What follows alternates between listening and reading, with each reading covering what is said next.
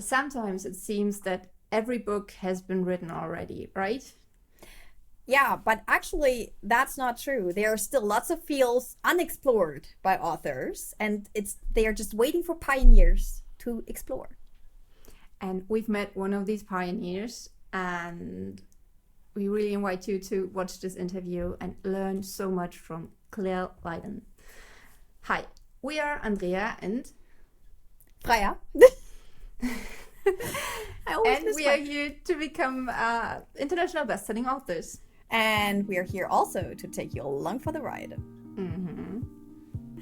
So, Andrea and I, we were at the London Book Fair this week, and there it was. This week? This week, I'm sorry. This year. I'm off. I don't know. Yeah, we were at the London Book Fair this week. It was amazing.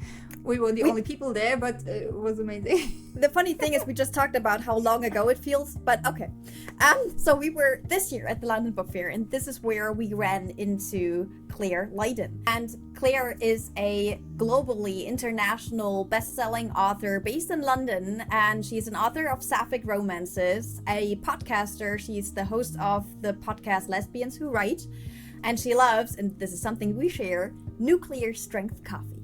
We basically kind of started talking and just hit it off like instantly, and she agreed to come to our podcast and talk to us about sapphic romances. Because in this genre, she has been a pioneer. She has met all these expectations that some big publishing houses had set, and she had to deal with them. And it's actually really surprising. I think what she told us, so you definitely make sure that you listen to the interview, because what she's about to tell you might shock you. And it definitely shocked us, and it just proves how much unwritten words are still out there, and they're just waiting for authors to take them on. And I think it proves that whatever expectations you meet from the outside when you want to write a book, you still can and have to do your own thing, because you can be successful with your own thing. And I actually think that's the only way to be successful, doing your own thing, at least in the long term, in the long run. Finding that voice just inside of yourself. Yeah, true. So with that, so make sure we just, leave you to the interview. Make sure to listen to it completely. It's amazing. And yeah, have a great time. Bye. Hello, Clare. It's so good to have you here. Thank you so much for coming. It's lovely to be here. Thank you for asking me. Freya, want to say something? Yeah, what? Hello? Or something? I'm so stunned, because, okay, you guys might not know this, but, getting to this point that everything is working and we record everything was not very easy. So I'm still stunned by the fact that everything works. So yeah, Clare, thank you so much for having us. Guys, we met Clare at the London Book Fair when Andrea and I went for the very first time, and she has very kindly agreed to come to our show. And she answered some questions before this interview, and one of them was what is your favorite quote? And she answered with, just keep going. So Clare, how did you learn that you have to keep going? And how, because even though the first step can be intimidating and most people don't take it, even more people, that's not possible, but majority of the people who take the first step, they just give up in the long run. So how did you learn that you have to keep going, and how do you keep going?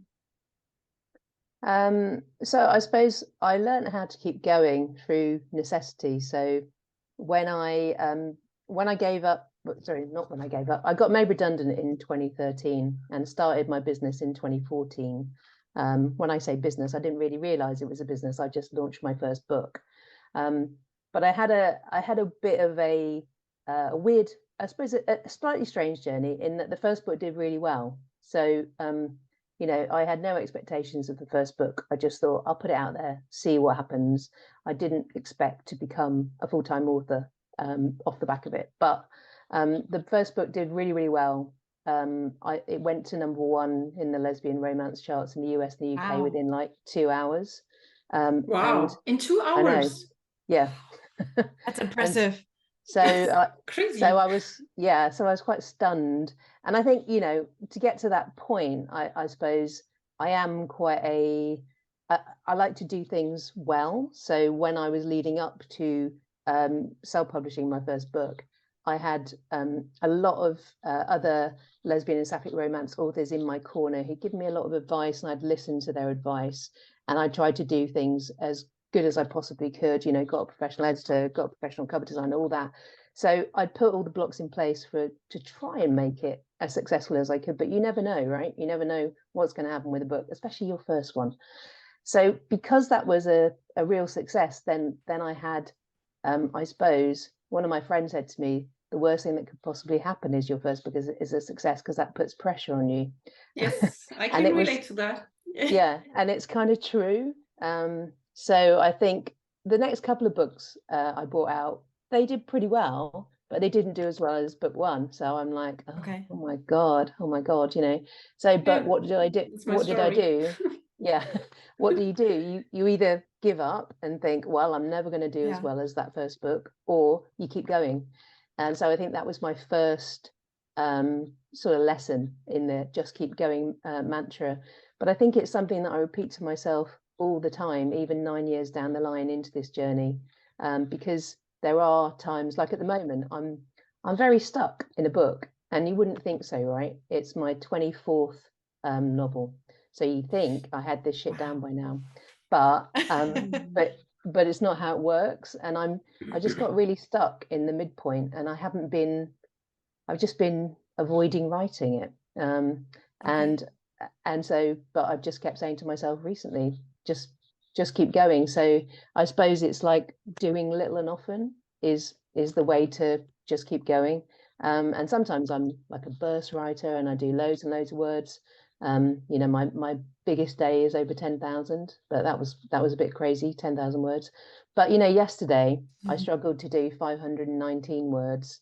But you know, I got them done, and I kind of feel like I had a little breakthrough yesterday. So it is a constant just reminder of just keep going. And it's not about just the word count, but all the little bits of word count you do get you to another book, get you to another chapter, another, and eventually another book. But in all the things, it's just about trying to be as consistent as you can, but you won't do it all the time because you're human. I love that. I love that too. And I have to put in here because it's so crazy, because your beginnings you described, they're just mine. I was so successful with my first book, and then the next ones, they didn't do as well. But what's even more funnier is my 24th book, which I started writing in NaNoWriMo last year. I got stuck in the middle. That's right. That's right. So crazy. And I put it down until the midst of January, and only then I got to back to the book, back to the story, back to myself, and then I had that breakthrough and could write it. Now it's done. But I just thought this is crazy.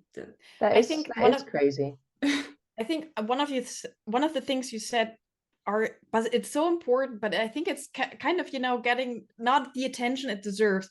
Doing very little, but doing it every day is the key sometimes, you know, because, you know, you go through times where you are not as creative and where your output isn't there. But I think the worst thing you can do in these moments is to stop altogether. But if you keep the flame alive, basically, and if you are moving, you know, day by day, but then you are still moving, even if you are moving slowly, right? And it's something that's helping me actually. When I feel like I can't write, I always, each and every day, I sit down and write. And even if it's just 100 words, because then I go to bed and know I have written a little bit about my book or I've worked on my book. And I think this is something that keeps you from having these, you know, thoughts that really make you feel stuck, you know, like I haven't done anything today, so I'm a failure. And this is, I think, one of the worst mindsets that you can have. Yeah, absolutely. But it's also as well just I think putting the stuff that's most important, just make sure you get a little bit of that done. And I think I hadn't been doing that over the last few weeks. I think I have just been trying to avoid it. So I don't always practice what I preach, but yeah, I mean, it's putting the big, you know, it's the whole, what was it, the goal time management, you know, getting the things that really matter done. And even if it is just a little bit, just keep going on it. Yeah, definitely. And I'm curious to know though, with your 24th book that you've just finished, how did it turn out in the end? I just need to know how mine's going to turn out. To me, it turned out amazing. To my better readers, it turned out amazing. But I haven't published it yet because I plan to publish it on Kickstarter, which is going to be the first time I'll use it. But it's one of my favorite books that I've written so far. So because the story is very different to the books I've written before. So maybe that's part of the reason why I stuck, not because I wasn't able to write the story, but you know, there are these doubts sometimes, and you think, well, it's such a different book. Will my readers like it? And they did. So they are. So yeah, I think it's pretty amazing. I think you're gonna be fine, Claire. I'm pretty sure. Good.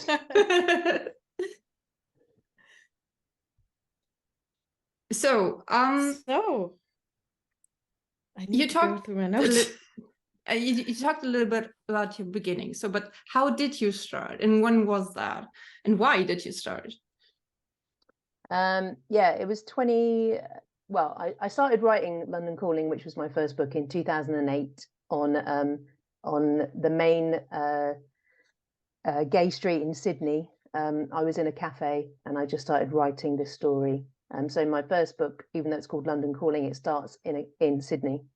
Yeah, and that book took me, because I was working full time, so that book took me about 5 years to write. And then I got made redundant from my job in 2013, and they gave me a chunk of money, and I thought, what can I do? And I thought, maybe I'll try and finish that book that I've got written, half written, and see if I can do anything with it. And I'd heard of self-publishing, but I didn't really understand it or think I could do it. You know, it was things, because being an author was something other people did. I've always worked with words. I've been a journalist, magazine editor, website editor. I was a music journalist when I got made redundant. So I've always worked with words, but never in longer form. So I thought that I didn't do that. But when they gave me the chunk of money, I thought, I'm going to try. And then they also gave me 6 months gardening leave. So I got paid to finish my first book. Hurrah. And then I published it, and it was great. Yeah, so and then I didn't really, as all these things, you don't really know what you're doing when you first start at all. And you know, 9 years on, I'm not sure how much more I know. No, I do. That's a relief, by the way. Yeah, Totally. Yeah, I do definitely know a lot more. But you know, there are lots of, it's like any journey, right? There are lots of stopping points along the way, and you'll probably get to where you'll want to go, but it might take you might go the short route, or you might take the long route. But when I was going to publish my first book, I did try and get it published via traditional publishers, because I wasn't aware of self-publishing. But when I approached agents and publishers, they all said, because I write lesbian and sapphic romance, they all said that they didn't want any publishers wouldn't be interested in a love story between two women that had a happy ending. Basically, you had to die or just be tragic in some way. And the only stuff that was out there in the mainstream was stuff like Sarah Waters and Janet Winterson, very literary fiction, not genre fiction. My books, I like to say, they're sort of beach reads, holiday reads. Like, they're romances and romantic comedies. I want to leave you feeling happy. And publishers weren't interested in that. It's only 2013. It's only 10 years ago. Everybody slammed the door in my face. So I was like, okay. I went to a specialist publisher in the US that was queer publisher, and they said, we'll have a look at it and we'll get back to you. It will take 3 months to get back to you. And they came back to me and gave me they said it was really good, but they wanted some adjustments to it. But they sort of said, but we're not going to publish it. And they sent me that rejection letter on Christmas Day. So thank you. Oh my God. Happy Christmas to you. That's not a publishing house you want to work with. No. But in the long run, it turned out to be a gift, right? Because then you did self-publishing. So Ooh, Yeah. I love that. Ooh. No, absolutely. But in the meantime, during that whole year when all this was going on, I'd already kind of gotten into the mindset of self-publishing. So I was actually quite glad when they sort of said, I thought, well, I'll hang on and see, because, you know, that's what I'd been told publishing was. You have to get the okay from someone else, from a gatekeeper. But as soon as they said no, then I thought, right, I'll have to get it in order to publish. So I published it 2 months later. Yeah, so, and, you know, then haven't looked back. But as I said, there have been a lot of ups and downs, but I was really lucky in that sort of first bit, because I'd worked in publishing for quite a long time, magazines and websites. So I had a friend who could design my cover, who was a designer, a friend who was a book editor, a friend who was a typesetter, and they all still, my cover designer is still my cover designer to this day. cool. And my editor and my typesetter. So I haven't pissed them off too much in 9 years. We do have Christmas parties in my company. So I've also set up my own publishing company. You know, it's Wow. it's very difficult when you first start. You don't think you're setting up a business. You don't think you're setting up a publishing company. But as soon as you publish a book, you are. So I called my company Custard Books, because custard is one of my favorite things, and it's my favorite word. And yeah, and I take all my not employees, what are they? They're my colleagues out on Christmas parties, because, you know, we should celebrate. That's one thing I'm really big on, celebrating. So Great. celebrate your wins, even the small ones. Every book launch I go out, me and my wife go out for dinner and champagne and oysters. And if I have a good day, I'll go out and celebrate that. I don't need much to celebrate. I love so many things of what you've just said, and I relate to so many things, actually. And I think one of the things that you just said, and it's also one of the main takeaways for me from the London Book Fair, you know, when we were at the self-publishing forum, I think it was, The authors or panel, where we met, actually. The one thing that really stuck with me, and I think this is something that is a different mindset that you need to adapt when going into self-publishing, is it's not a career, it's a business, and you need to treat it, you know, like a business. It's also, of course, a career. It's writing, and you are a writer, but you're more than just that. You're also a business person, you know, venturing out in this economy, and which offers a lot of opportunities, but also challenges. But I think this is something that I hadn't realized, you know, going into self-publishing, that this is also a business. And I think, you know, I'm trying to adapt this mindset at the moment, but it's something that it's a message that I would like, you know, to get out there to authors who start out, you know, to really realize writing and self-publishing is different now. It's you know, starting your own business, basically. Yeah, and it's something that I think most people don't understand when they go into it. But as soon as I started it, I knew, I sort of hired an accountant. They told me, get your business bank account, you know, all those things set up, so you're keeping everything separate from your general life, and that's really important. But I think it's one of the things that I've been quite surprised at, that I really like. So, you know, I never expected, you know, I've always had a job and worked for something else, and I never expected to run my own business. I like to say I stumbled into it, but now sort of keeping the books and doing all the business side of things, I quite enjoy. So yeah, who knew? I relate to that too. Yeah, who knew I'd be a willing CEO? But yeah, I think sometimes it can be. I think, you know, going back to the not doing your writing as much as I should be doing over the last little while. It's very easy to fill your days with all the business tasks, but you have to remember to be creative as well. So Yeah, it's a fine balance.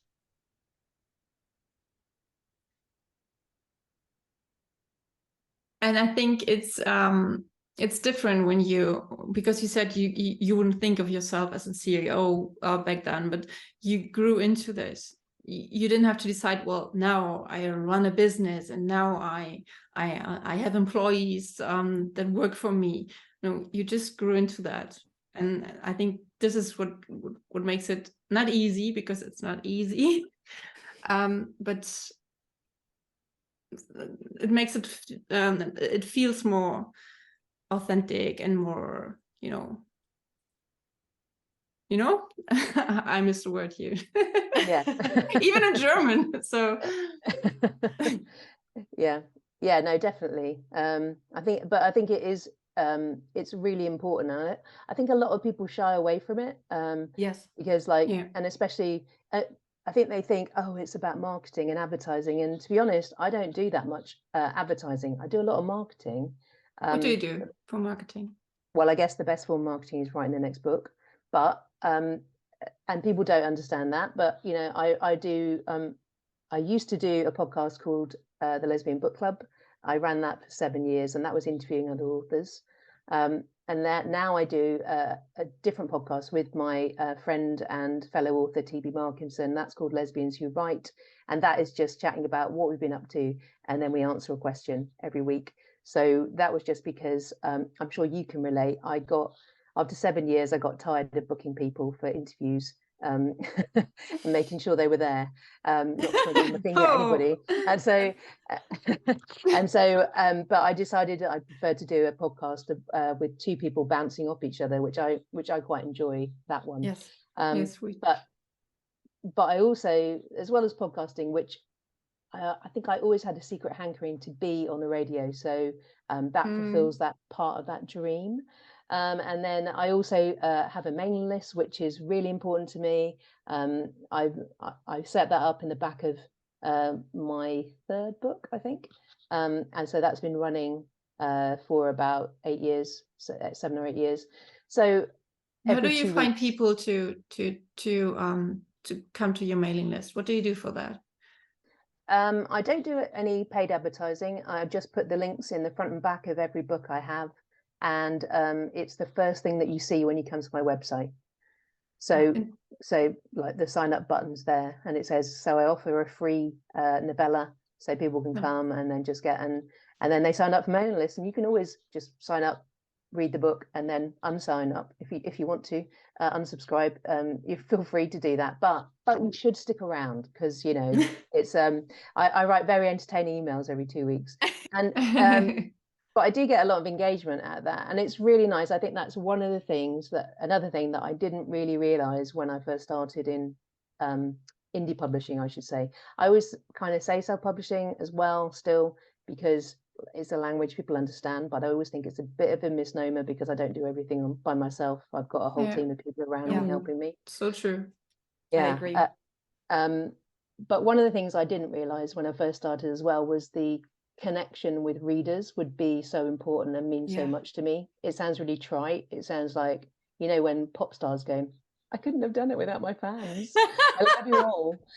But without readers, I wouldn't be doing this job. So, and it really means a lot to me when people email me and tell me that they've loved the book and tell me that they feel seen, because with the books that I write, with lesbian and sapphic representation, representation is super important. It's never been more important, especially with the world as it is right now. And people, every week I get emails from people who've never read a book with sapphic or lesbian representation where it's a happy ending, and seeing those happy endings, because they're still not in the mainstream that much. You never walk into a bookshop and see a sapphic lesbian romance. You just don't. They're not on the shelves, so people don't know. And if they don't, I wrote one. Oh, wow, you wrote one. It's a beautiful book. It's one of my favorite books of hers, actually. It's just beautiful. It's taking place in the 70s, and you feel like it's summer, and there's strawberry cake, and it's a beautiful book. Of course, it some of the topics are also related to the time and the difficulties for these two girls back then. Yeah. So 1974 was that? 1974. Yeah. That's so cool. But it's only in German available so far. But okay. Maybe I'd understand every 120th word. Well, maybe you'd get the vibe. Somewhat. No, but I just had a and there was that was so cute because it was a book talker, a man, and he's gay, and it was his first a book about two girls that he read. So wow. and he Yeah, we really just talked loved about it him. too. Yeah, Mm. and he really loved it too. And yeah, and I think it's really important because I have a thriller series, and I never thought about writing about to women. You know, it just came to me. The story just felt right that way, and it was a thriller. And I got so mean reviews on that book, and I was like, what's the point? What and I think only then I realized how hard this must be to write in that genre. And yeah. And Yeah, I mean, I think generally, I don't get. I mean, if you write queer books of any type, whatever the genre, you're going to get reviews that give you 1 star because there's too many gay people, too many queer people. Like it's kind of a rite of passage. Like, you know, when you get those reviews, you have to laugh. You know, I've had reviews 1 star, too many lesbians. Well, guilty as charged. Okay. But it's so funny, you know, because, you know, when you write queer romance and, you know, I guess, you know, you make this clear, you know, to people who buy the book, you know, what kind of book they are getting. It's like, you know, people ask for a blue flower and then they complain that it's blue. Like, what's your problem? Like, seriously. Yeah, no, it's a very strange thing. I don't really know. I don't really understand the mindset, but you know, there you go. I'm not gonna waste time worrying about it No. because equally there are people that pick up my books or any sapphic romance books and might not have known. I'm not quite sure how they would have missed it, but maybe they're surprised. But maybe they're surprised in a good way. So I prefer to focus on those. But I think what I really love is I think this is why indie publishing is such an amazing thing, you know, to bring about change in the book market, actually, because, you know, when you describe that publishing houses have rejected you because you have a romance between 2 women that doesn't end in death, like crazy, and you have been rejected because of that. This is it's very obvious to me that this means that the book market needs to change, because those books of course need to be out there because they are readers for that, readers who long for books like that, right? And I think I'm again reminded of the power of indie publishing to bring about this change in the book market, where it sometimes feel like if you have a certain trend that you have the same book all over again and you are being fed all the same stuff, but people long for different things because people are diverse, and so the book market should be too, right?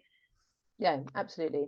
I mean, and it's not just with queer, it's with everything. Anything that isn't basically white, straight, and middle class is out of the realms of normal publishing. Like probably 95% of books published are about white, straight, middle class people, because the publishing houses are filled with white, straight, middle class people.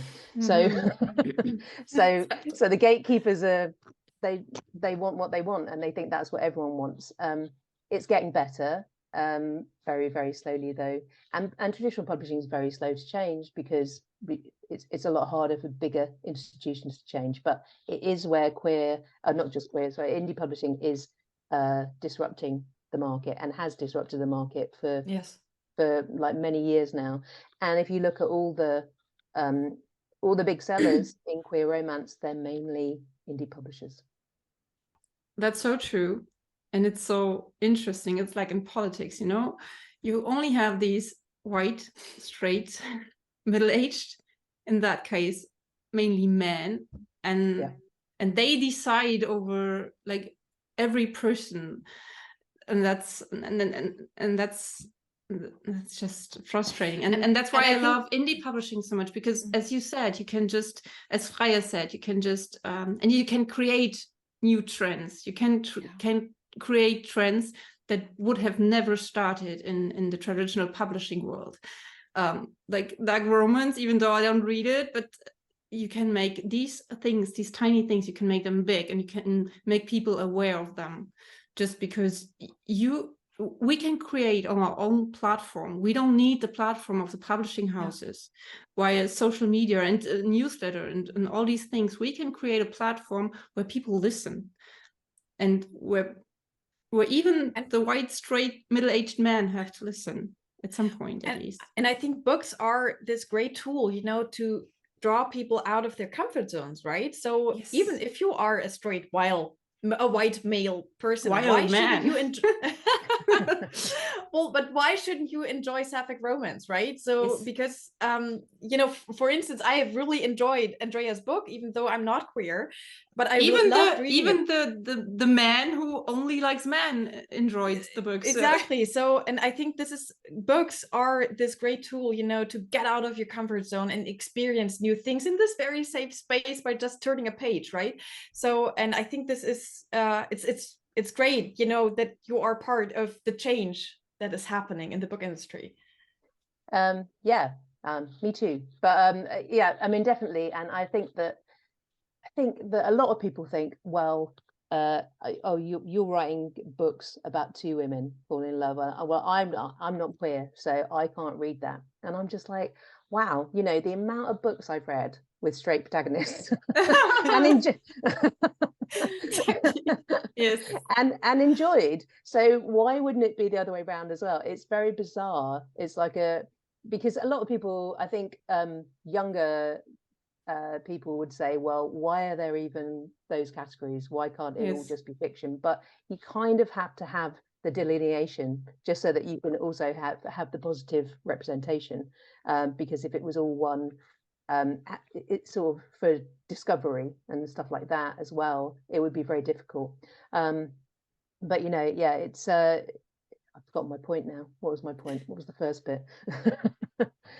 But I think that might be true for romance. But for instance, for crime, it doesn't matter when there's a couple in it, if the couple's straight or not.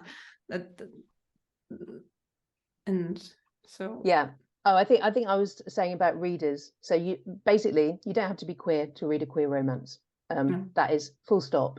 And while I think there's quite a lot of crossover if you have two men, so there's a lot of that genre is mainly written by straight women and read by straight women. So funny, right? Yeah. Really? Why is that? Yeah. Really? Yes. Yeah. Okay. I know quite a lot of gay romance writers, and they're all straight women. But why not? Like I wouldn't say that anyone can write a queer romance, and anyone can read a queer romance. You don't have to be queer to read it. And I would say, you know, probably at least 10-15% of my audience are men, and they come to it and they've never come across it before, and some of them just love it, like they love the female empowerment, or they just love something different, right? There is a whole untapped market. I quite often think that's a market that I should be marketing to, that are untapped. Like, there are so many men out there who would love a lesbian romance. Yeah, maybe Go they for just it. flip to some pages sometimes, but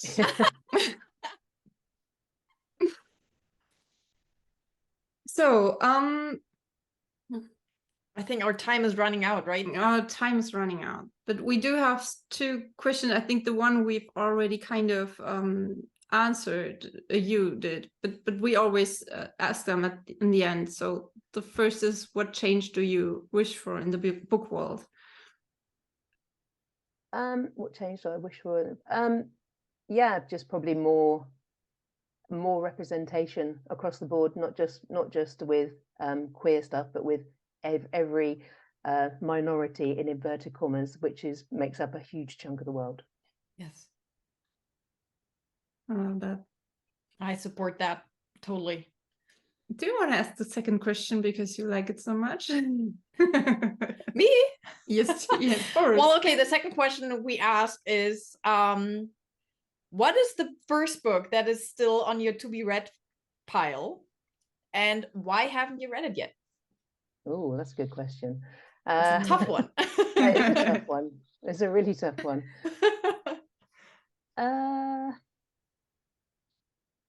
I'm not sure I'm going to be able to give you an answer. I'm trying to think of, I've got an enormous pile of books by my bed. I suddenly seem to start getting sent books from publishers, which is lovely.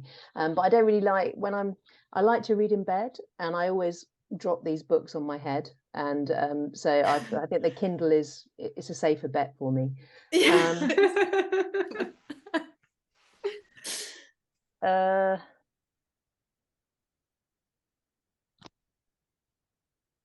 I don't know. I think it's so far buried in my to be read pile.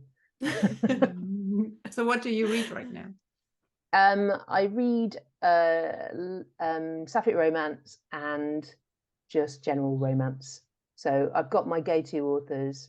I'm actually just about to read the new one from Alexandra Belfour, which I've never read her before, but she's traditionally published. So I guess since that's one thing that has changed, there is a lot more queer fiction out there from traditional publishers. Now they've realized, now they've realized the market's there because indie publishers highlighted it. Now they want a slice of it. So so I've got hers up to read next, but I'm just finishing off a book by J.J. Arias called The Love Conspiracy. She's a fantastic sapphic romance author. Great. So you read mainly in your own genre? I probably read more general romance, to be honest. I just read Emily Henry's book Lovers, and I loved that. So I read her People We Meet on Vacation, and I didn't like that very much. So I wasn't sure, but my niece is a book blogger, and she said to me, persist. So I did. But yeah, I think I just generally like to read around romance and romantic comedy, like people like Mari McFarlane and Shari Lowe and people like that. So I think I am in movies. I love a rom-com. In books, I love a rom-com. They're my favorite. There are too little rom-coms these days. Yeah, obviously. So not the ones that Netflix put out. They're rubbish, but the good ones. The good ones, yeah. But there are good ones on Netflix as well. You just have to find them. It's not that easy. No, it's not that easy. I always do the Rotten Tomato test. Yeah, that's a good one. That's a good way to predict. I don't know that. You have to send me a link. Yeah, if you look on Rotten Tomatoes, and my Rotten Tomatoes, I remember this one. That's a really gauge old is website. Yeah, if it's 70% or over, I'll watch it. If it's over 50, I might give it a little bit of an. It's a website where movies are rated, you know. You have critics rating and you have audience rating. And okay, then I meant another website, which was rotten.com, and there they said that they posted a picture of we're running out.